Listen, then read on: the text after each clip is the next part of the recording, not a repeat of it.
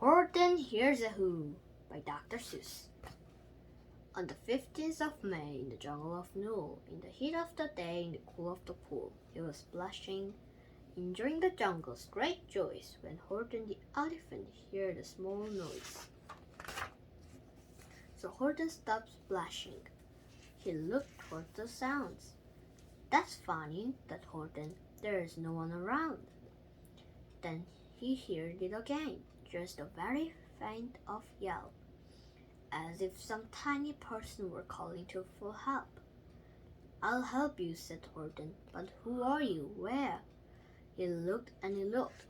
He could see nothing there but a small speck of dust blowing past through the air. "I say," murmured Horton, "I've never heard tell of a small speck of dust that is able to yell.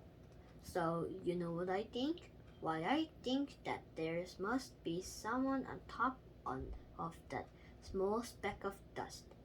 Some sort of a creature of very small size, too small to be seen by an elephant's eyes. Some poor little person who was shaking with fear that he'll blow in the pool he was no way to steer. I'll just have to save him, because after all, a person's a person no matter how small." So gently and using the great thing of care, the elephant stretched his great trunk through the air, and he lifted the dust speck and carried it over, and placed it down safe on a very soft clover. "Humph," humphed the boys. "'Twas a sour kangaroo."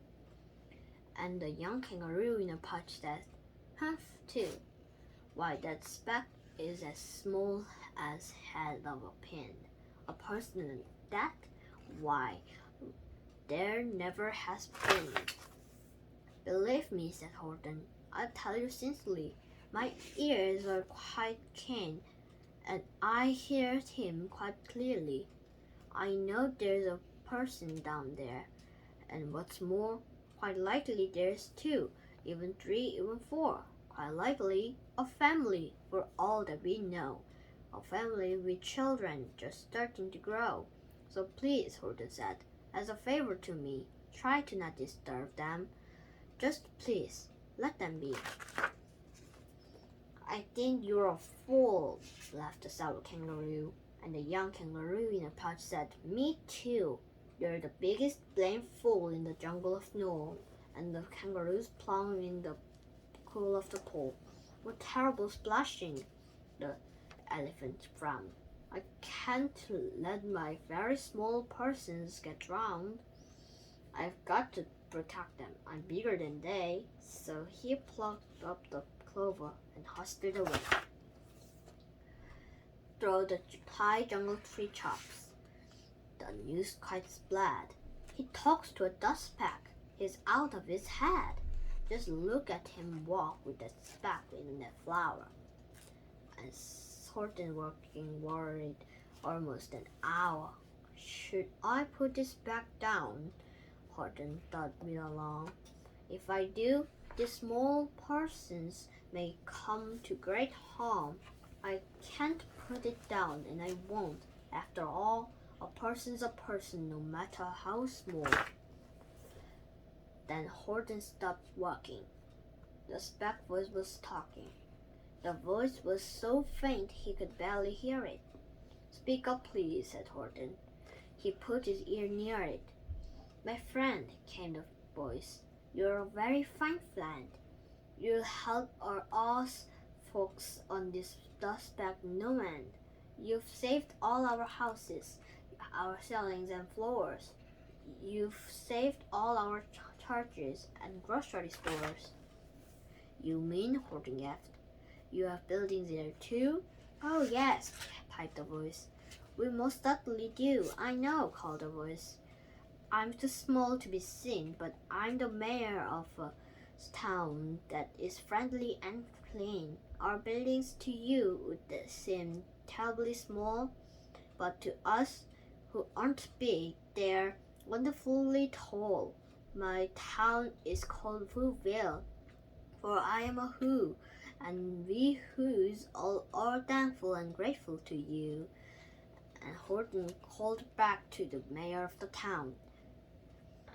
You're safe now, don't worry, I won't let you down. But just as he spoke to the mayor of the spade, 3 big jungle monkeys climbed up Horton's neck. The Wickersham brothers came shouting, What rot! This elephant's talking to who's who are not. There aren't any who's, and they don't have a mayor.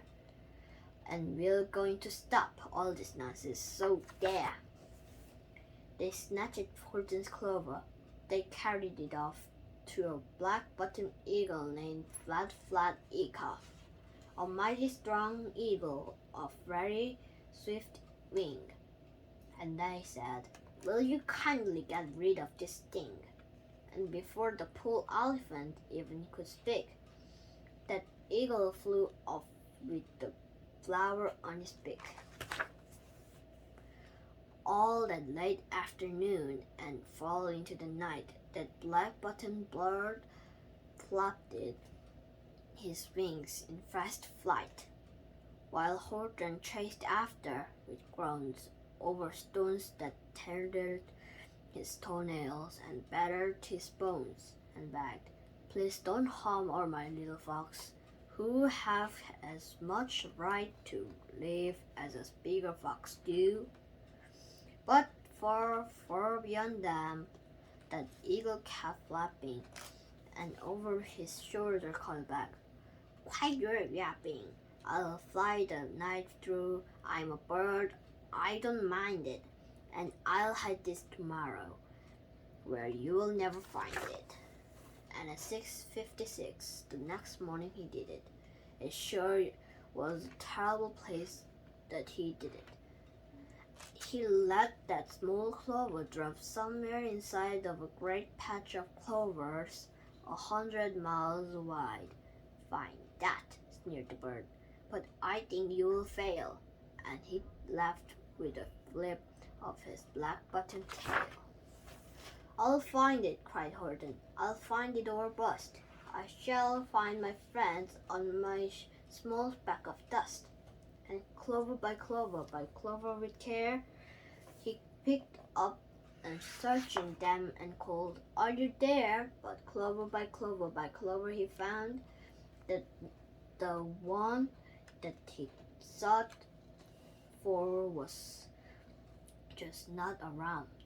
And by noon poor old Horton, more dead than alive, had picked, searched, and piled up 9,005. Then on through the afternoon, hour after hour, till he found them at last on the 3 millionth flower. My friends, called a voice, tell me, do tell, are you safe? Are you sound? Are you whole? Are you well? From down on the speck came the voice of the mayor. We've really had trouble, much more than our share. When that black-bottomed birdie let go and we dropped, we landed so hard that our clocks have all stopped. Our teapots are broken, our rocking chair smashed, and our bicycle tires all blew up when it crashed. So Horton, please, pleaded the voice of the mayor. Will you stick by us who's while we're making repairs? Of course, Horton answered. Of course I will stick. I'll stick by you, small fox, through thin and through thick. Okay, this is the end of part 1. Yay!